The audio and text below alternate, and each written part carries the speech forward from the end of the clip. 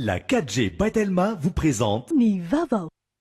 Ny mioka ny fahombiazana. Arahinao ny fampalalam-baovao miaraka amin'ny Pastel, il est tsiro ny fahombiazana. Tête aux pieds avec la gamme de protection individuelle Secure Plus. Respectant les normes de sécurité de la personne et adaptée aux besoins du quotidien. arahinao ny fampalalam-baovao miaraka amin'ny Batimax, la qualité au meilleur prix.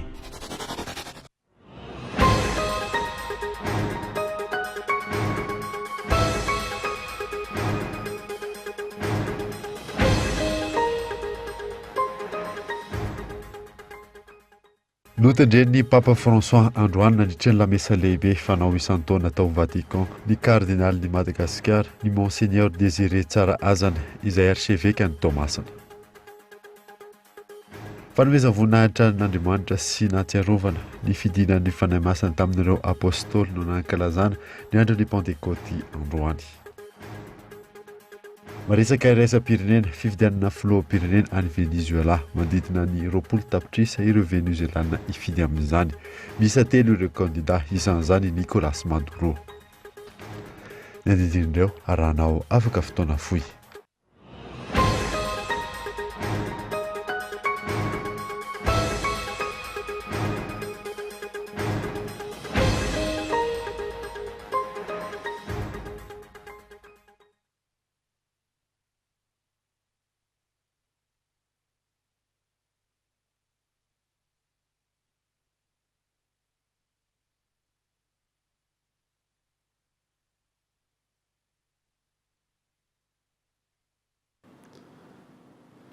Miara-panao indray tonga soa eto amin'ny fampalalam-bonkolo TV amin'ny ity alahady alina ity. Tontolo ny finoana avy hatrany anombotsika ny vaovao notendren'ny Papa François Androany nandritra ny lamesa lehibe fanao isan-taona tao Vatican ho cardinal ny Madagasikara ny Monseigneur Désiré Tsara Azana izay archevêque ny Tomasina. Fanandina. Nandritra ny lamesa lehibe fanao isan-taona amin'ny andro Pentecote izao no nanendreny Papa François any Monseigneur Désiré Tsara Azana ho cardinal vaovaon'i Madagasikara.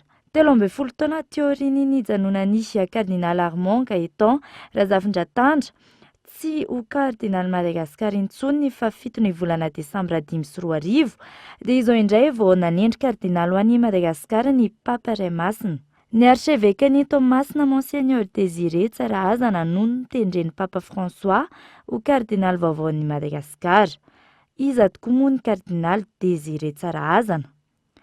Teraka ny 17 ny volana Jona 527 atao Besahouna Antindra tao Sambava ny cardinal Désiré Tsara Azana. Zanaky Tsara Azana Régis sy Lahady Pauline niditra tao amin'ny sekolony Petit Séminaire tao Majanga izy ny taona 1770 ka hatramin'ny taona 1770. Nanohy ny fianarany tany Antsiranana izy taorian'izay.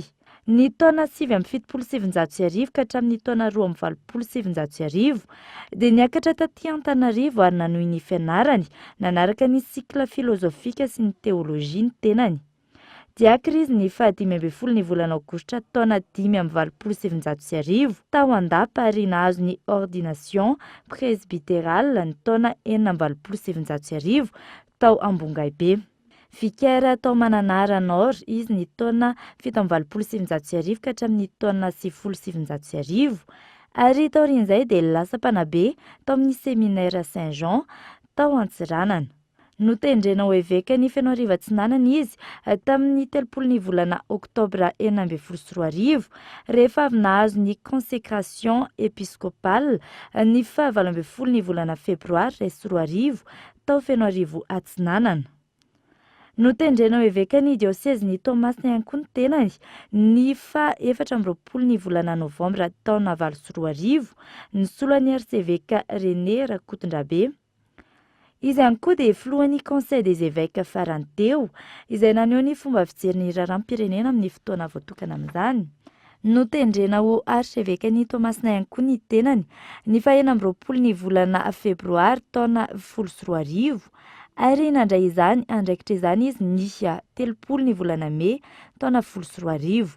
Izao izy voatendry androany izao ho cardinal vaovao ho an'i Madagasikara. Ndika fa mitovy fijery tanteraka mitondra katolika teto Madagasikara ny Vatican manoloana izao fanomezan'ny Vatican io kardinaly Madagasikara io. Maneho izany izy avy an-tranga tany Vohipeno tamin'ny tsy famelana ny filoham-pirenena handray fitenenana nandritra ny fanandratana ny olo-tsambatra. Nijoro tamin'ny heviny tamin'ny fotoana io ny katolika ary nambarany tamin'izany fa tsy tokony hanaovana récupération politique ny fanandratana olo-masina izay nanisy aza ny filazan'ny filoham-pirenena fa mety hitondra incident ara-diplomatique na fiantraikan'ny ratsy ara-diplomatique ny Vatican ny tsy nanomezana fitenenana azy.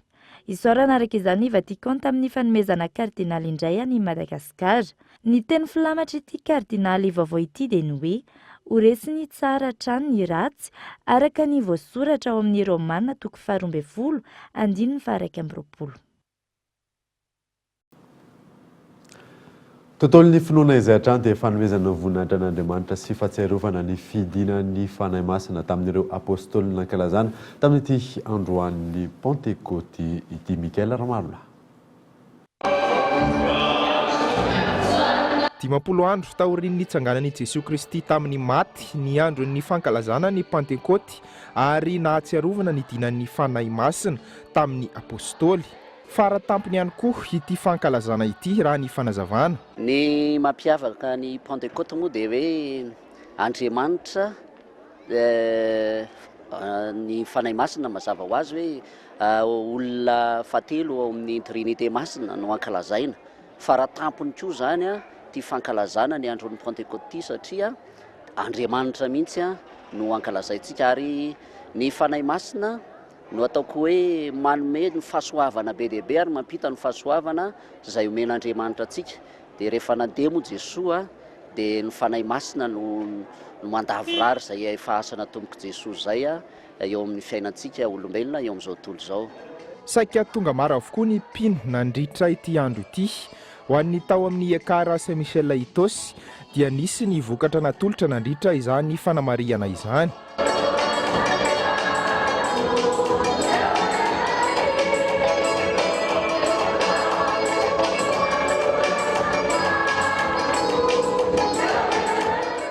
Tamin'ny fanolorana nisy vokatra natolotra. Izay moa le hoe ny asa sarantsika olombelona atolotra an'Andriamanitra mba ho lavorary avelona antsika ary koa mba hitombo ao amin'ny fanomezan'Andriamanitra dia ho amasininy ihany koa moa zany ny asantsika ny fiainantsika manontolo ny asa tanantsika sy ny sisa rehetrarehetra moa rehefa atolotra an'Andriamanitra dia izay le fanomezam-boninahitra sy fankasitrahana azy. Mitovy hatrany ny votoatin'ny fankalazana ny Pentecote ho an'ny fiangonana tsirairay. Misongadina ihany koa ny fankasitrahana an'ireo tompon'andraikitra eo anivon'ny fiangonana, ny fanomezana sakramenta toy ny batemy sy ny fanamasinana ny finoana ho an'ny mpino tsirairay avy. Nankalazain'ireo malagasy tany Frantsa tamin'ny fomba manetriketrika ny fahatsiarovana ny andro nisehoan'ny Masin'i Maria tamin'ny masimbavy Bernadette Fanadinina avy tamin'ny Gaspora TV.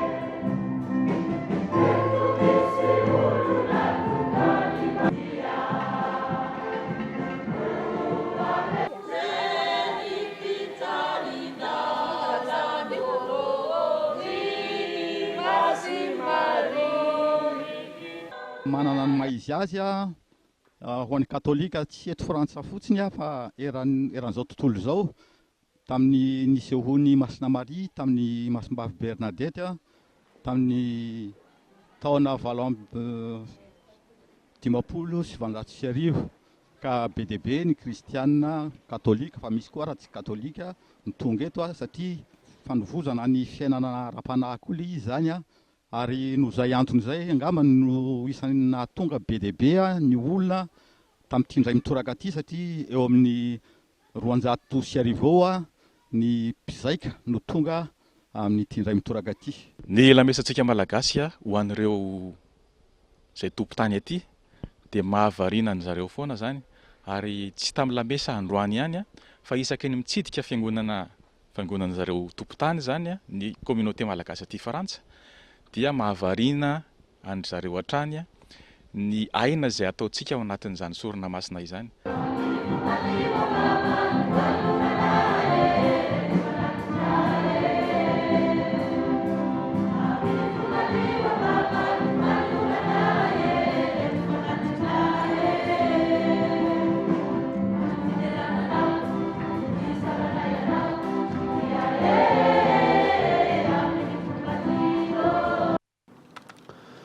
Lafim-baovao hafa kosa indray dia nahoinina ny taoniny io ny fanontaniana miverimberina etsero mbola sarotra vinaniana ihany hoy ny efa ranony raharaha mahavalalana ny maro ity fitsarana avy momba ny lalam-panorenana mbola tsy mahita sy matsapa fa tsy nitsangana tao anatin'ny fotoana ny veran'ny lalam-panorenana ny haute cour de justice arahoariny atsipirian'izay.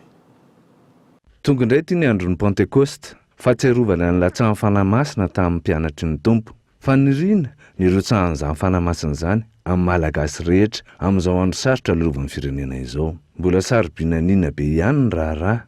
Tena misy anefa ny finoana amin'ny fanarenana ho amin'ny ho avy mamirapiratra taoriana ny itsanganan'ireo solombavam-bahoaka misy 37 ho an'ny fanovana. Mitady faharesen-dahatra anaty eo amin'ny tsiraray nefa izany fanovana amin'ny firenena izany mba ho ny tombontsoa ambonin'ny firenena sy ny vahoaka ary ny taranaka ho avy rehetra tokoa ny nao ampon'ny tsiraray. Ampiratin'ny fanamasina ny maso fa tena latsaka katerena lalina amin'ny lafiny rehetra ty firenena ambonantsika ity.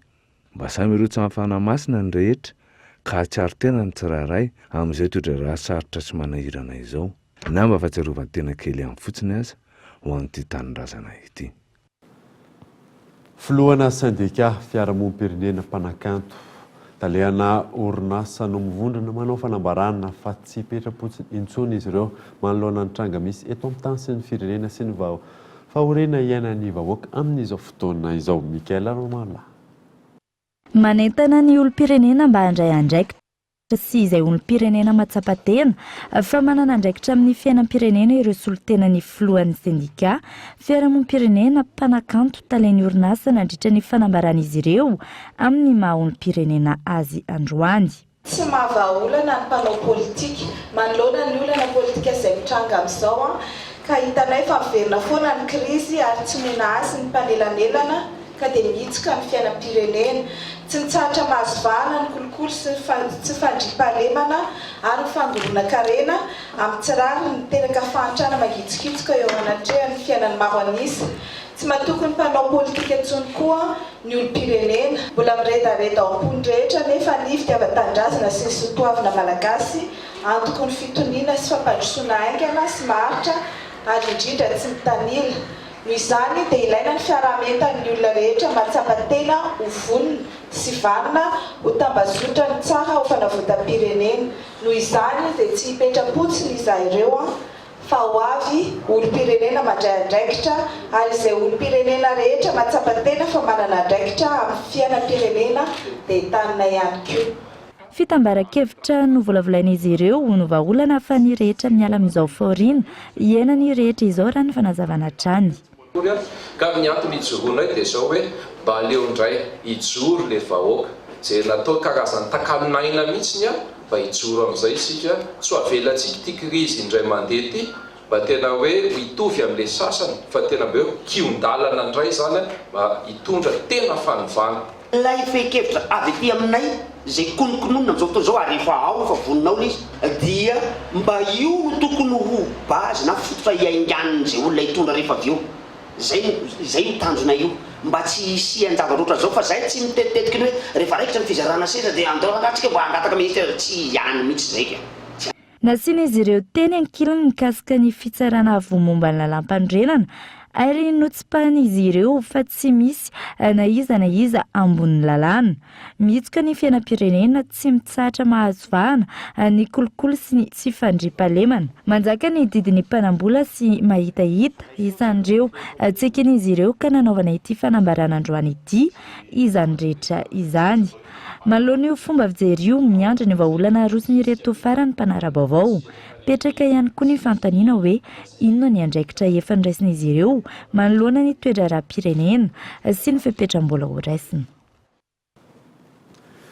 Ny vahiny tao anatin'ny fandarana ankitso-pony zoma teo mitondra adevitra manoloana ny fiainam-pirenena ankehitriny mpisolo vava Razafindratovo Willy sy ny mpitondra teny antoko malagasy miara-miainga raha nay voary sondro ny hiteraka korotana eto amin'ny firenena raha nambaran'izy ireo ny tsy famaliany HCC ny fitakin'ny vahoaka maro manerana ny Madagasikara ny fialan'ny filoham-pirenena arahoary ny sombony izay tamin'izay ady hevitra izay reto ambonin'ny tany fa tsy malagasy fotsiny dia hoe rehefa mitsara ianao dia tsy raha araky ny lalàna satria izay ny ametrahana anareo fa aza maeritreritra nareo fa hoe satria ty rana ty salam'izao za manan'izao saosy zao diso zay zavatra zay ka raha mitsara ianao androany satria fitsarandrolombelona ataonao anaraky ny lalàna ka tsy manaraka ny lalàna dia hotsarainy tantara ianao hotsarainy firenena ray manontolo ianao hotsarain'Andriamanitra sy ny razana koa ianao ny taranaka ny rena moa tsy amela mahazo anareo sy ny taranaka nareo ray manontolo mbola hotsarainy olona koa ka noho izany za mieritreritra fa ny hoe tsy famoana an'io didy io na fanaovana didy hafahafa dia fahotana eo masony vahoaka ray manontolo misy manko misy mieritreritra fa hoe angataka 15 jours ny président satria hoe pour mémoire responsive hoe amalina ny mémoire io ka za hoe satria am'izay fotoana zay manko le tetika hoe ametrahana angakangana an'le haute cour de justice dia hoy za hoe fa tara loatra satria efa consommé l'infraction le zavatra fahadisorana satria efa tsy napetraka ao le izy dia efa nipetraka le fitoriana dia efa consommé zany le infraction fa na ohatra reny mbola apetraka ao le izy aoriana zay c'est trop tard ohatrany hoe namon'olona ianao androany dia misy fitoriana natao dia rehefa avy eo anao ifona c'est trop tard afaka mametraka démission ianao monsieur le président satria avianao fa tsy mety zavatra zao afaka milatsaka ianao rehefa satria ianao mba mieritreritra hoe mbola tiany olona za mieritreritra hoe tenina zoko zao resako hoe zokonao amin'ny taona tsy hoe tsy sanatria vava tsy fitiavana au contraire fitiavako anao resako an'izany setretriko anao fa hoe raha mbola mieritreritra ianao mbola tiany olona manina olona atao tokoa zavatra zay tsy misy mahadisa anao nge zany lalam-panorenana koa sy lalàna misy tsy manakana an'izay ataovy le izy fa raha sanatria araky ny teny matetika hoe prononcer tokoa les déchéances vous êtes fini monsieur le président simba ianao tapitra ny aminao satria tsy afaka ilatsaka ianao aiza ianao raha politika le izy ozy izy fitelina hoe alao alam-bahoaka alao alan'andrina to zay alam-bahoaka ka ny andrina ve noraisinao sa ny vahoaka fa raha ny andrina manko ny androany no amohanao dito hoe ny andrina dia miala eo dia fa miala zay ny andrina tsy manana fahefana ntsony izy dia vahoaka eo io foana vahoaka tsy hiala eo mihitsy ka io vahoaka io hifangaro aminao sanandro sanandro anontany anao sanandro sanandro monsieur madame le haut conseiller ahoana le nataonareo reto tamin'ny didina vahoakanareo ka za manao hoe eritreritra any satria raha resaka politika zany moa aleo miaraka amin'ny vahoaka tsy hoe miaraka amin'ny andrina mitohy hatrany ny raha matahora ataon'ny fitondrana HVM ankehitriny fantatra mantsy fa voantso eny amin'ny toby Ratsimandrava sampadrara élément mixte d'enquête ny secrétaire national ny TGV Andriamatoa Ery Rasoarmaka amin'ny talata ho avy izao mipetraka amin'ny fanontaniana inona ny anton'ny fampiantsoana manina amin'izao fotoana mampamay ny toetra raha eto amin'ny firenena izao ahoana kosa ireo raharaha teo aloha tahaka ny Rarin'Andriamandava 7 ny raharaha Osinina Arfa ny raharaha ENMG sy ireo maro hafa aiza ho aiza ny fiantsonana ireo tompona ndraikitra amin'ireo raharaha ireo andrasana araka izany nitoyany ity raharaha ity fotoanany dokavarotra indray eto amin'ny Cool TV amin'izao vaovao izao aorinan'izay no ahitatsika ny firetany building Ramarsona Etsy Sorano eo ihany koa ny famarana ny etsika ilay tsena be tamin'ity androany ity rehefa avy eo mankalaza ny fahadimy taona ny Cool TV sy ny Cool FM fanomezana be dia be miandranao amin'ity fetin'ireny ity milalao fa miaraka aminay ary mahazo loka marobe ho anneny entana mitetina 10 000 ariary ao amin'ny Batimax bouquet Blue Lane décodeur à 6 mois d'abonnement canapé main atolotra Luxor pack évasion maman amin'ny Regina's Beauty appareil électroménager atolotra Akourdig fer à lisser avy amin'ny Fiti Boutique bon d'achat marobe avy amin'ny Shoprite tsotra ny fandraisana anjara dieny zao maka selfie eny amin'ireo toerana voatondro misy ny sary famantarana ny fahadimy taona ny Cool TV hitanao eny amin'ny Akourdig Shoprite Tana Waterfront Shoprite La City Shoprite Talatamaty mandefasa commentaire ao amin'ny page-ny Cool TV ary atao photo de profil anao ilay selfie ny fisarina dia ataon'izy 25 May ao amin'ny fandarana Sokol tolory ny fanomezana tsara indrindrina eny miaraka amin'ny Cool TV FM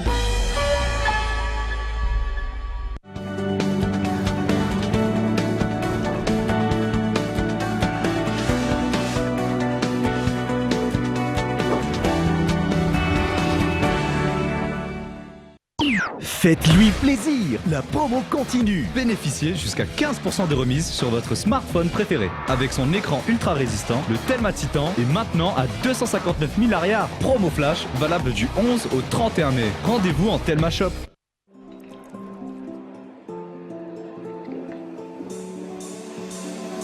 Ny olona mahomby eo amin'ny fiainana dia ireo izay tia milavilefina manoloana ny ady. Olona mahay mitrandraka ny fahombiazana eo amin'izay sehatra misy azy. Tsy miaohatra, tsy misalasala, fa mandray an-tanana no aviny. Tsy ambaratelo ireo karazan'olona ireo ny migoka ny fahombiazana miaraka amin'ny Castel. Castel, ilay tsiro ny fahombiazana. Efa azonao tsy fahina amin'ny endriny 5 centilitatra. Pour ton charme et ta distinction, pour la sécurité et la durabilité que tu offres, je te choisis Tilcor. Retrouvez la tuile en acier traitée revêtue de pierres naturelles de Tilcor. Résistant au climat tropical, au vent violent pour une garantie anti-corrosion de 25 ans. Tilcor, un véritable atout esthétique pour votre habitat. Différents colorés disponibles en magasin. Batimax, la qualité au meilleur prix. Arby Ochem et Acrivette vous présentent le Mad Dog Show 2018 avec Jean-Paul Keriwell, juge expert international. Le 25, 26, 27 mai à 9h devant la Tour Zital à Courjan. Le 26 mai au restaurant Le Rêve, avenue de l'Indépendance à Tirabé. Au programme, évaluation de chiens de type, journée des clubs de race, concours de beauté. Sponsor, Azatarch, média officiel, Cool TV Cool FM. Organisateur, Assim. Ampzay ny famaranana ny fanitsakitsahana lalam-panorenana sy ny jadona dia isy ny diabe tabataba ary ny fitokonana faobe. Ny député telo amby fitopolo ny vondrona ao anatin'ny fanovana sy ny vahoaka malagasy manerana ny nosy dia miantso ny HCC hanamarina ny tsy fametrahana ny haute cour de justice ary mitaky ny fampisarana ny filoham-pirenena amin'ny asany. Fandaharam-potoana ny talata 20 Mai, fiaonam-be eo amin'ny 15 Mai manomboka amin'ny 10 Ramaraina. Filanjana sora-bavety arahina diabe. Ho avy anafana fotoana tamama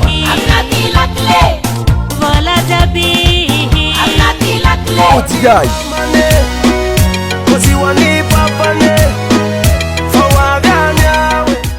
ny alarobia 3 Mai amin'ny 12 hatramin'ny 2 ora. Ho famaranana ny tsy fanarahan-dalàna sy ny jadona dia miantso ny vahoaka malagasy manerana nosy. Tsofiny kirioka, velezony sarim-bilany, velomony lakilosy, ampanino ny klakson. Samy mitaky ny fialany amin'ny sora-bavety isika rehetra manerana nosy. Ampzay manjaka ny jadona sy ny kolikoly, voaitsakitsaka ny lalam-panorenana. Tsy tafapetraka ny haute cour de justice. Koa azatonona aza ny fotoanantsika ny talata 20 Mai eo amin'ny 15 Mai manomboka amin'ny 10 Ramaraina. Filanjana sora-bavety arahina diabe ary ny alarobia 3 Mai amin'ny 12 hatramin'ny 2 ora. Ho famaranana ny tsy fanarahan-dalàna sy ny jadona dia miantso ny vahoaka malagasy manerana nosy. Tsofiny kirioka, velezony sarim-bilany, velomony lakilosy, ampanino ny klakson.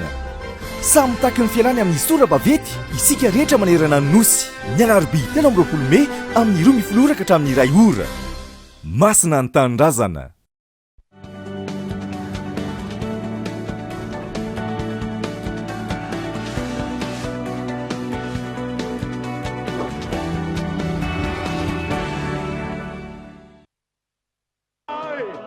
Shall fill the earth. From Hollywood Pictures and director Roland Joffe comes the classic story. God help me, Esther. I love thee. God help me, I love thee too. Of a love so forbidden. I had to warn you. My husband, he has vowed to seek you out. And a passion so fierce. Where is he, woman?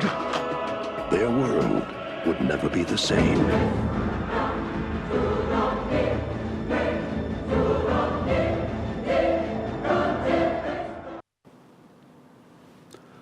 Araka ny hitantsika teo iny Les Amants du Nouveau Monde no film ho arahantsika anio alina eto amin'ny Cool TV. araka nefa nambara teo aloha teo dia rihatra io tolakandro ny Building Ramalson Etsiasorano raha ny loharano vaovao ray dia tsena iray ambany rihana amin'ity tranobe ity moa ny andohan'ny afo tranombarotra maro no may araka izany mbola tsy maty ny afo tamin'ny orany alan'ny mpanao gazety teny an-toerana tanterina aminao anatin'ny fampalalam-baovao KOL-TV ihany moa nitoy an'iny tranga eny. Lafo mavao afa tanteraka kosa indray dia nifarana androany ilay tsena be andian'ny faharoa tsara ny vokatra hoy ny mpikarakara nitanterahana androany ihany koa ny fisarehan'ilay tombola azahoana fiara iray fanadina.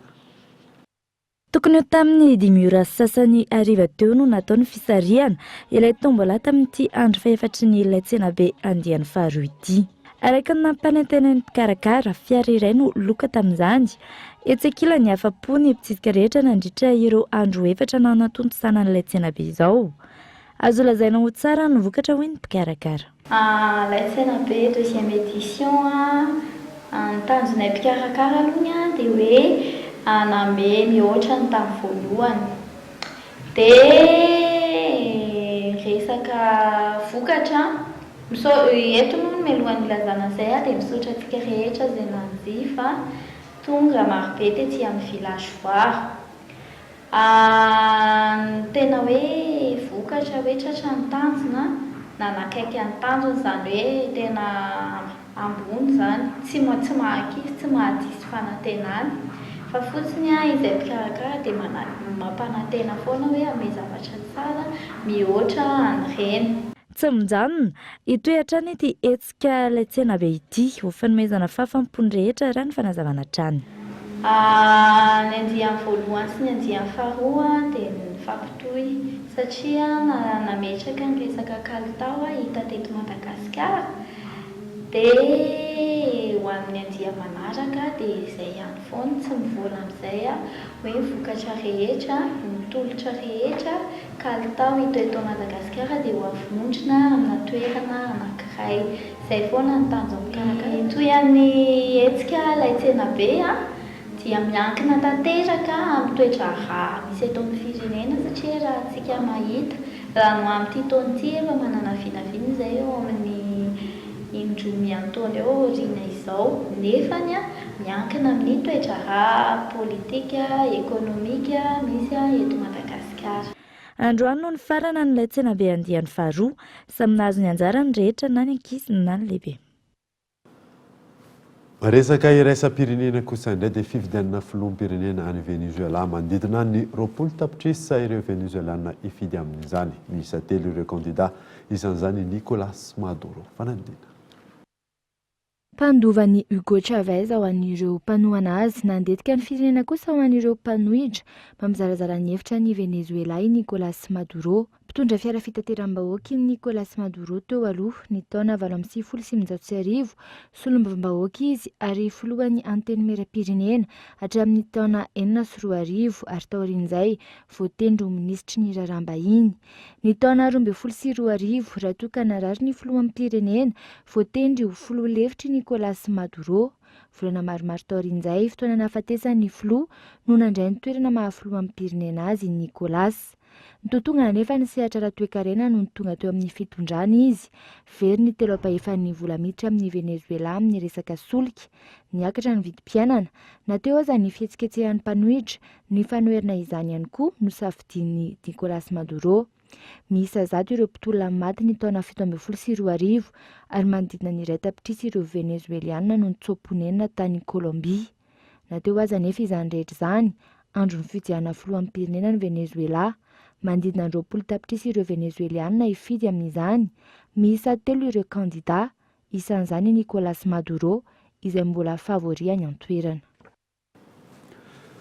Dia iny maresaka iraisam-pirenena iny manakatona ny fampalalam-baovao tamin'ity alina ity ankatrany ianao nanaraka izany. Soafa tsara ataolo tompoko.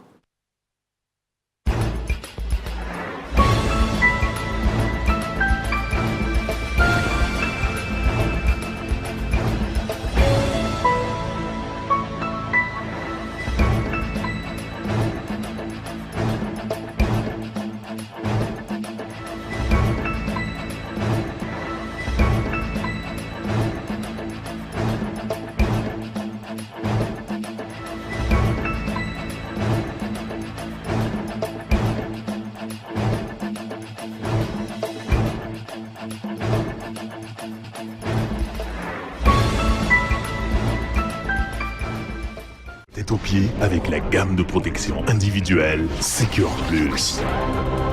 Respectant les normes de sécurité de la personne et adapté aux besoins du quotidien. Batimax, la qualité au meilleur prix. Castel, il est tiré une faubiazan. La 4G Baitelma vous a présenté Ni Vavao.